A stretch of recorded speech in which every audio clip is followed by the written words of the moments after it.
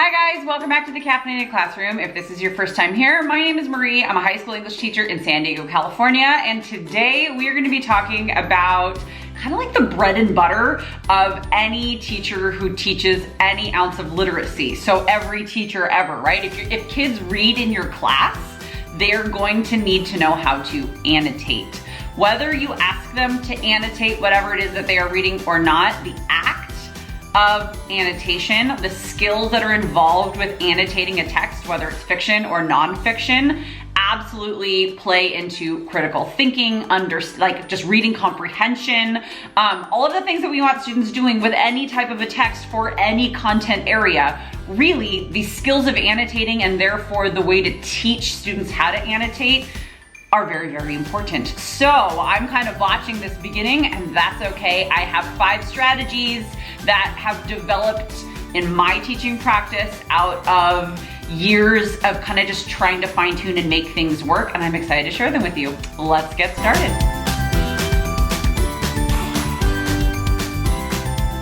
Okay, so after that really awkward and bizarre introduction, I want to state before I get started with my 5 strategies that I have for you guys a free training on how to get yourself out of the burnout cycle. Chances are, if you are following me, if you are watching this, you're probably like me, a teacher, and feeling the effects of burnout, whether that burnout is from teaching during a pandemic, being hybrid, being virtual, all of that good stuff, whether the burnout is just regular old run-of-the-mill teacher burnout that we experience, especially English teachers. There is a special kind of burnout that happens to English teachers, and I have a little video for you on the strategies that I've put into place and the philosophies that I use in my classroom that I want to invite you to watch. So if you head down to the box down below, the description box, that's what I'm trying to say.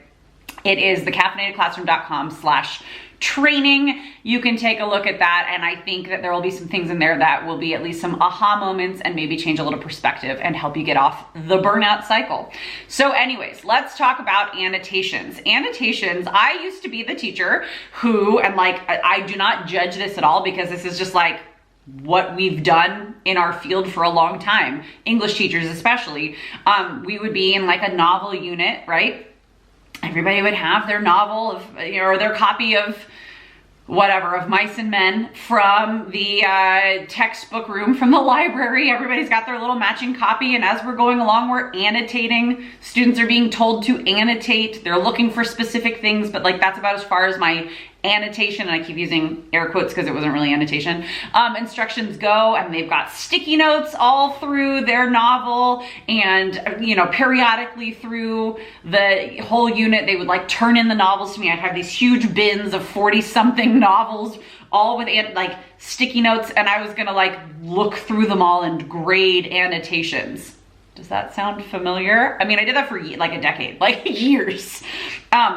Collecting books and then grading annotations, whatever that really meant, because really, what was I doing? I was looking at this colorful flagging of pages and kind of seeing some of their notes, but some kids did great. There are some different categories that kids fall into. They either color the whole entire page or sticky note the whole entire page, but nothing then really has any meaning if it's completely watered down because there are so many notes, or they write 2 notes, or there's some sort of semblance in between that almost looks like actual purposeful annotations.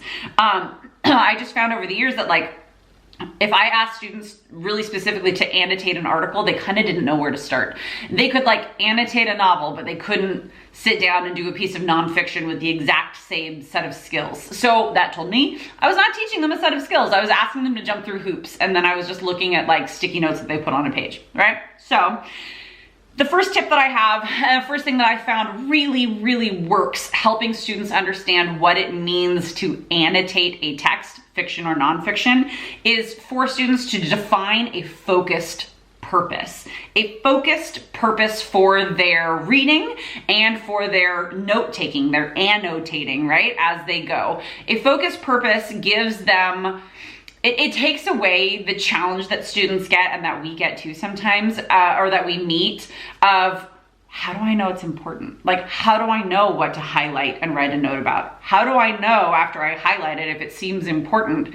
I don't know why, so I don't know what to write for an annotation. If we give them a specific, focused purpose, that was all words that mean the same thing, specific and focused, then students know what to look for. So if we are looking at a chapter of, let's say, of Mice and Men, and we've been learning about author's craft and characterization, right? If we are focused on looking at the methods of characterization that John Steinbeck is employing, like in developing the characters of George and Lenny, then that is something specific that we can be looking for. We can be looking signs of however many methods of characterization you teach in your classroom.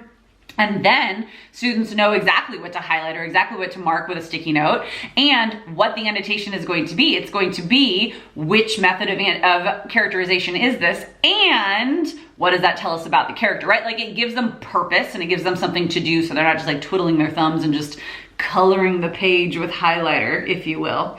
The second strategy that I employ when teaching students annotations and how to annotate, once again, I'm gonna keep giving you, I'll give you some nonfiction examples as well. I call it the 1, 2, 3 method.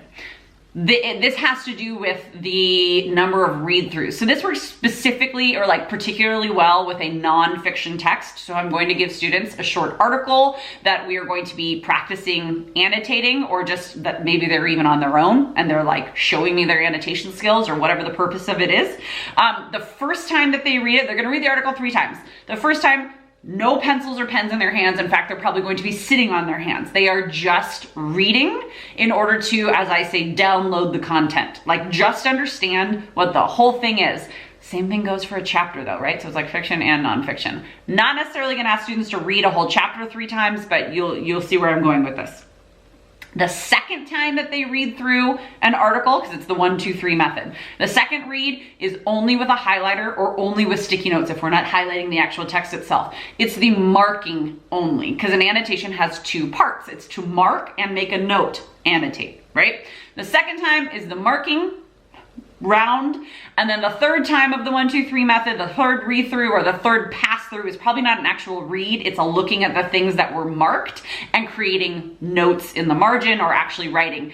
Once it has been looked through, whatever that text is, 3 times or 2 times so that we can read it once, the second read is going to be way quicker, marking things as we go because we already know what the end is. So now we know a little bit more with our specific focused purpose of what we're looking for, marking things that are actually more important than would have been on the first go around if we had marked that whole time. That third go around is looking back at the things that were marked and making notes on the things that actually matter of the things that were marked. Does that make sense? I hope that makes sense. I feel like it makes sense. You'll let me know in the comments if it doesn't, won't you? Because you guys are really good. And then I go, oh yeah, that didn't make any sense. I should probably clarify that. Okay, my third tip is to model this entire process with students.